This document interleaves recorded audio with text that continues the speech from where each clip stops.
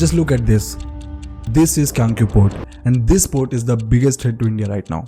But कैसे? Well as we all know that China is our biggest enemy, और अभी कुछ सालों में चाइना का इस पोर्ट पे इंटरेस्ट बढ़ता जा रहा है। Many experts are saying that China इस पोर्ट को एक नेवल बेस में ट्रांसफॉर्म कर सकता है और बाद में इसे वो अपने मिलिट्री पर्पस के लिए यूज कर सकता है। और इस चीज से ना सिर्फ इंडिया बल्कि पूरा वेस्ट वरीड है। बट आखिर इस पोर्ट में ऐसा है क्या? Well, let's try to understand the geopolitical importance of this port, why the whole world is worried about this, और ये पोर्ट इंडिया के लिए क्यों इतना ज्यादा डेंजरस है। Let's find out. Beijing has once again issued a veiled threat to India.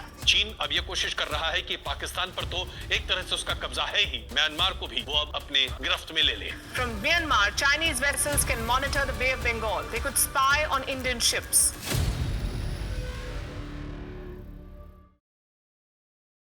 For understanding the importance of this port, सबसे पहले हमें इंडियन ओशन के इंपॉर्टेंस को समझना होगा। So Indian ocean is considered one of the most strategically important parts in the world, because world का 80% oil का trade Indian ocean के इन 3 चोक पॉइंट से होता है, which is Strait of Hormuz, Bab el Mandeb strait and Strait of Malacca. इन points को choke points इसलिए बोला जाता है दैट अगर कोई कंट्री इन पॉइंट्स को ब्लॉक कर देती है तो पूरे वर्ल्ड का ट्रेड रुक सकता है। इन शॉर्ट बोला जाए तो जो कंट्री इंडियन ओशन को कॉन्कर करेगी, they can control the whole world. और इसलिए China has entered Myanmar this port, as ये पोर्ट ना सिर्फ चाइना को डायरेक्ट एंट्री देता है इंडियन ओशन पे, बट ये पोर्ट इंडिया के विशाखापट्टनम रीजन में डेवलप किए जा रहे सबमरीन बेस INS वर्षा के बहुत ज्यादा नजदीक है। But the question comes that आखिर चाइना को इस पोर्ट में एंट्री मिली कैसे?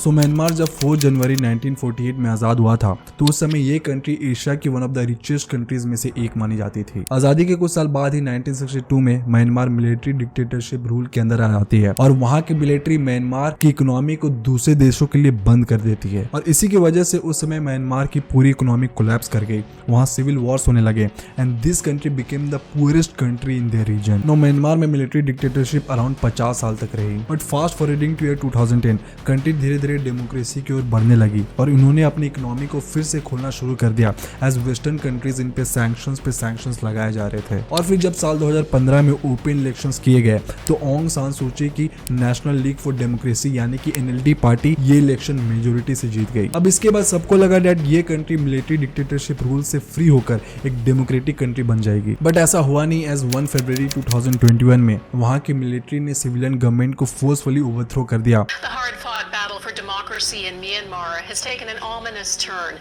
In the early hours on Monday, the military announced it has seized power. Myanmar's young democracy, barely 10 years old, has been dead a bloody blow. और Aung सान सूची और भी कई इलेक्टेड पॉलिटिकल लीडर्स को house arrest कर लिया और आज के समय ये कंट्री फिर से एक मिलिट्री डिक्टेटरशिप रूल के अंदर आ चुकी है। कहा जाता है दैट मिलिट्री के वापस आने के पीछे कहीं ना कहीं चाइना का एक बहुत बड़ा हाथ है। China, a permanent member of the United Nations Security Council, has now gone ahead to block the UN condemnation of the coup in Myanmar. As many think tanks say this, that China's biggest hurdle in Myanmar was the democratic government. As ये government China को freely यहाँ अपने belt and road initiative projects पे काम करने नहीं देती थी और वो इनके सारे डिमांड्स पे एग्री भी नहीं करती थी, as they used to put Myanmar's interest first in negotiations with China. But अब म्यांमार में कोई भी डेमोक्रेटिक गवर्नमेंट की ना होने की वजह से चाइना अपने हिसाब से belt and road initiative projects पे काम कर रही है and there is no one to stop them. आज के समय चाइना श्रीलंका के हम्बनटोटा पोर्ट और पाकिस्तान के ग्वादर पोर्ट के कुछ पार्ट्स को कंट्रोल करती है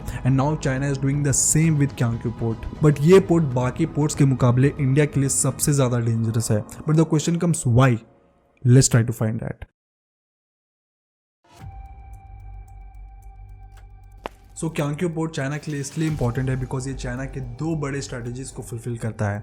नंबर 1, चाइनाज 2 ओशन स्ट्रेटजी। इस स्ट्रेटजी के अंतर्गत चाइना पैसिफिक ओशन और इंडियन ओशन पे इजी एक्सेस पाना चाहता है और वो अपने नेवल ऑपरेशंस को वेस्टर्न पैसिफिक और साउथ चाइना सी से एक्सपैंड करके इंडियन ओशन तक लाना चाहता है ताकि वो इन रीजन्स पे डोमिनेट कर सके। जहां तक वेस्ट पैसिफिक रीजन की बात की जाए तो यहाँ पे ताइवान एक फर्स्ट आइलैंड चेन की तरह काम करता है जो चाइना को बिना किसी रिस्ट्रिक्शन के अपने पावर को पूरे पैसिफिक ओशन में प्रोजेक्ट करने से रोकता है। And strategy number 2 is China's Malacca dilemma.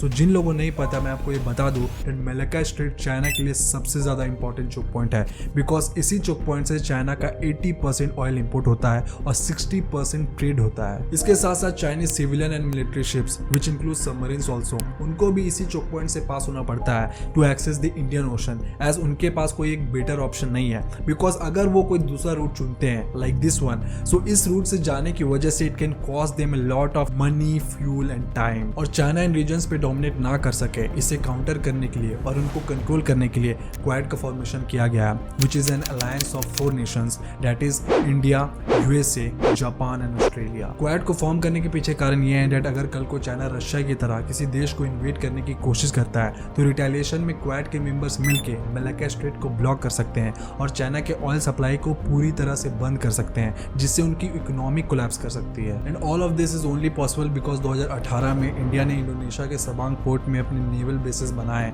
जो स्ट्रेट ऑफ मलाक्का के बिल्कुल एंट्रेंस पॉइंट में एग्जिस्ट करती है, जिससे इंडिया कभी भी इस पॉइंट को ब्लॉक कर सकती है और चाइना के पूरे इकोनॉमी को चोक कर सकती है। इसके साथ साथ यूएस, जापान और इंडिया ने SOSUS यानी कि साउंड सर्वेलेंस सिस्टम को बनाया है, which is a network of submarine detection system जो साउथ चाइना सी से अंडमान तक चाइनीज एक्टिविटीज पर नजर रखता है। चाइना ने सारी चीजों को बाईपास करने के लिए पाकिस्तान के थ्रू इंडियन ओशन को एक्सेस करने की जरूर कोशिश की है through China Pakistan economic corridor project, but क्योंकि ये रोड POK के थ्रू होके जाता है, which is an unfriendly terrain, और साथ साथ पाकिस्तान में अमेरिका के हेवी प्रेजेंस होने की वजह से चाइनीज हमेशा रडार में होते हैं। And this push them to look for alternative routes जो थोड़ा कम रिस्की हो, और म्यांमार इस कंडीशन को हर तरह से फिल करता है because as I told you before also that Myanmar is a lawless country जहां डेकेड से सिर्फ क्योस ही रहा है, और इसी की वजह से वेस्ट ने इस कंट्री को ओवरऑल इग्नोर ही कर रखा है। So Myanmar became their plan B. China decided to build a 1700 kilometre road under China Myanmar economic corridor project जो चाइना के कनमिंग शहर को म्यांमार के क्यांगक्यू पोर्ट से कनेक्ट करता है,